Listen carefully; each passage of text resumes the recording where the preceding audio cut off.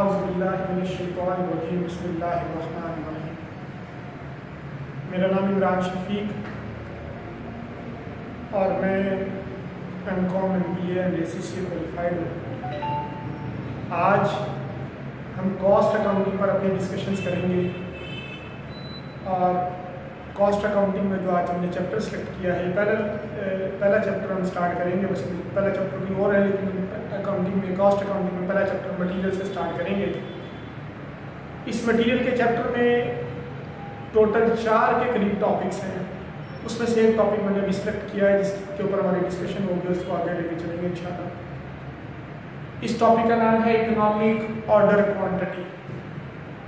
जैसे कि नाम से ज़ाहिर है इकोनॉमिक ऑर्डर क्वांटिटी। पहला क्वेश्चन ये इकोनॉमिक ऑर्डर क्वांटिटी कहते हैं किसे? Dear students, economic order quantity का मतलब ये होता है, पहली बात मैं इससे पहले आपको समझा दूं कि हम ये पढ़े कॉस्ट अकाउंटिंग। अकाउंटिंग की 3 ब्रांचेज हैं, जैसे कि आप सब लोगों को पता है, आपने पढ़ा होगा पार्ट 1 में। एक फाइनेंशियल अकाउंटिंग जो पार्ट 1 में आप बीकॉम पार्ट 1 में पढ़ चुके, दूसरी कॉस्ट अकाउंटिंग है जो मैं पढ़ा रहा हूँ, तीसरी मैनेजरियल अकाउंटिंग। कॉस्ट अकाउंटिंग है क्या? Basically it is that branch of accounting which is used by manufacturer. सिर्फ वो ऑर्गेनाइजेशन इस्तेमाल करती है जहां वो चीजें मैन्युफैक्चर हो रही होती है। हर ऑर्गेनाइजेशन इसे इस्तेमाल नहीं करती। जहां पर रॉ मटेरियल को सेमी फिनिश गुड्स में या फिनिश गुड्स में कन्वर्ट किया जाता है, वहां पर कॉस्ट अकाउंटिंग को इस्तेमाल किया जाता है। तो बेटे, इस टॉपिक का नाम है इकोनॉमिक ऑर्डर क्वांटिटी। जहां भी प्रोडक्शन होती है, जाहिर बात है हर फैक्ट्री को, हर मैन्युफैक्चरिंग ऑर्गेनाइजेशन को प्रोडक्शन करने के लिए रॉ मटेरियल खरीदना पड़ता है। अब सारी ऑर्गेनाइजेशन हो सकता है अपने हिसाब से रॉ मटेरियल परचेज करती हो, कुछ ऑर्गेनाइजेशन ऐसी हो जो पूरे साल का रॉ मटेरियल इकट्ठा परचेज कर लेती हो, कुछ ऑर्गेनाइजेशन हर महीने बाद परचेज करती होंगी, कुछ ऑर्गेनाइजेशन साल में 2 मरतबा परचेज कर लेती होंगी अपनी रिक्वायरमेंट के मुताबिक। इकोनॉमिक ऑर्डर क्वांटिटी का कहना यह है कि आपने जब भी रॉ मटेरियल के लिए ऑर्डर प्लेस करना है, तो याद रखें आपने अपनी मर्जी से ऑर्डर प्लेस नहीं करना, बल्कि इकोनॉमिक ऑर्डर क्वांटिटी ये कहता है कि आपने इतनी क्वांटिटी में, इतनी मिकदार में ऑर्डर प्लेस करना है कि आपकी कॉस्ट मिनिमम आए, आपको पैसे बच जाए। अगर आप अपनी मर्जी से ऑर्डर साइज यूज करेंगे, अपनी मर्जी से नंबर ऑफ यूनिट का ऑर्डर देंगे, तो यकीनन कॉस्ट बढ़ेगी। और अगर आप इकोनॉमिक ऑर्डर क्वांटिटी को फॉलो करेंगे तो ये कंफर्म बात है कि आपकी जो कॉस्ट है वो मिनिमम आएगी। अगर आप उतने यूनिट से ज्यादा यूनिट का ऑर्डर दें तब भी कॉस्ट बढ़ेगी, उतने यूनिट से कम यूनिट का ऑर्डर देंगे तब भी कॉस्ट बढ़ेगी। और ये बात मैं अपने क्वेश्चन के अंदर प्रूव करूंगा आपको। क्लियर? तो इकोनॉमिक ऑर्डर क्वांटिटी हम कहेंगे कि इतने यूनिट का आपने ऑर्डर प्लेस करना है कि आपकी कॉस्ट मिनिमम आए, उसे इकोनॉमिक ऑर्डर क्वांटिटी कहते हैं। और इसको हुर्फ़े आम में EOQ कहा जाता है। आमतौर पर इसका नाम जो लोगों में मशहूर है वो EOQ है, E फॉर इकोनॉमिक, और ऑर्डर, Q फॉर क्वांटिटी। पहली बात बेटे, इसको कैलकुलेट करने का फॉर्मूला क्या है? तो बेटे इकोनॉमिक ऑर्डर क्वांटिटी को कैलकुलेट करने का फॉर्मूला होगा EOQ is equal to square root 2AR multiply by O dot C divided by C dot C plus interest. अब इसके अंदर जितनी भी टर्मिनोलॉजीज यूज की गई है मैं आपको बता देता हूं। ये जो 2 है ये तो फॉर्मूले का है।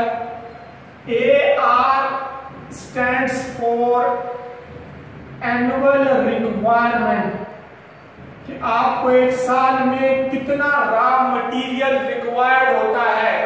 A for annual, R for requirement. Normally companies को पता होता है कि हमने प्रोडक्शन करनी है तो एक साल में कितना रॉ मटेरियल हमें चाहिए होगा, वो एनुअल रिक्वायरमेंट। उसके बेटे O dot C stands for ordering cost, कि जब भी आपने ऑर्डर प्लेस करना है तो जाहिर बात है आपकी कॉस्ट इंकर्ड होगी।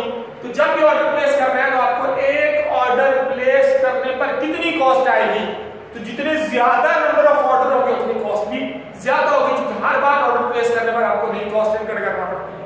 तो ऑर्डरिंग कॉस्ट वो।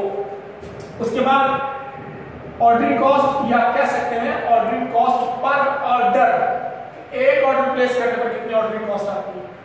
CC stands for carrying cost, या फिर आप इसे स्टोरेज कॉस्ट भी कह सकते हैं। मींस जब आप ऑर्डर प्लेस कर लेते हैं तो जिस जगह पर ऑर्डर प्लेस किया है आपने, वहां से उन चीजों को कैरी करके अपने स्टोर रूम तक लाने की कॉस्ट और फिर स्टोर रूम में स्टोर करने की कॉस्ट। मसलन जैसे मैंने कहा कि ऑर्डरिंग कॉस्ट हर ऑर्डर प्लेस करने पर होती है, जो जितने ज्यादा नंबर ऑफ ऑर्डर होंगे उतनी बड़ा कॉस्ट इन्वर्ट करनी पड़ेगी। तो फिर बाद लोग क्या करेंगे, सारा रॉ मटेरियल सारा का इकट्ठा परचेस कर देंगे। जब इकट्ठा परचेस करेंगे तो उसे स्टोर करना पड़ेगा, तो फिर स्टोर करने के लिए आप स्पेस को ऑक्युपाइड करोगे, वहां पर आप एक बंदा नॉमिनेट करोगे, उसके अपने एक्सपेंस होंगे, और अगर पेरिशेबल गुड्स है, खराब होने वाली चीजें हैं, तो उस पर भी आपकी कॉस्ट इनकर्ड होगी। तो वो स्टोरेज कॉस्ट है बेसिकली। तो स्टोरेज कॉस्ट को भी हमें देखना पड़ेगा और ऑर्डरिंग कॉस्ट को भी देखना पड़ेगा। और ये INT स्टैंड्स फॉर इंटरेस्ट। ये इंटरेस्ट ऑप्शनल होता है, बास क्वेश्चन में दिया होता है, बास क्वेश्चन में नहीं दिया होता। अगर आपने रॉ मटेरियल उधार में परचेस किया है तो जाहिर बात उसकी जितना टेन्योर है उसका आपको इंटरेस्ट भी चार्ज होगा।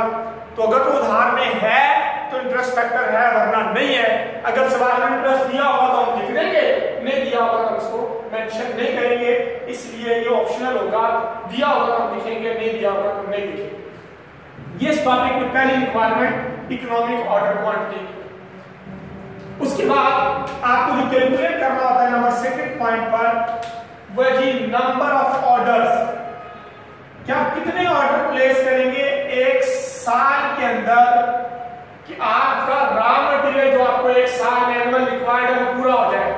तो बेटे नंबर ऑफ ऑर्डर्स निकालने का फॉर्मूला होगा annual requirement divided by order size.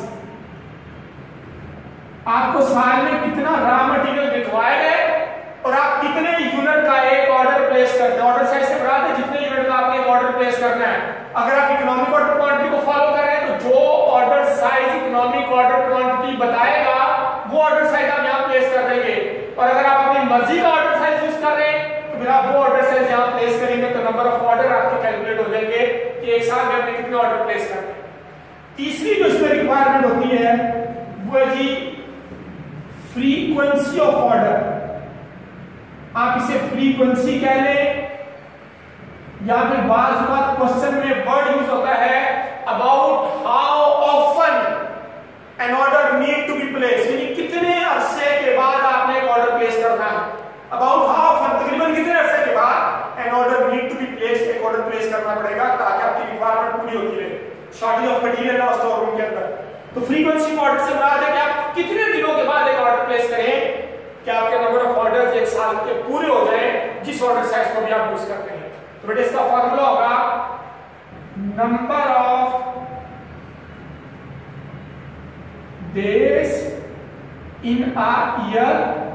एक साल में जितने नंबर ऑफ डेज होते हैं इसको आप डिवाइड कर लेंगे नंबर ऑफ ऑर्डर्स के ऊपर, और नंबर ऑफ ऑर्डर्स आप यहां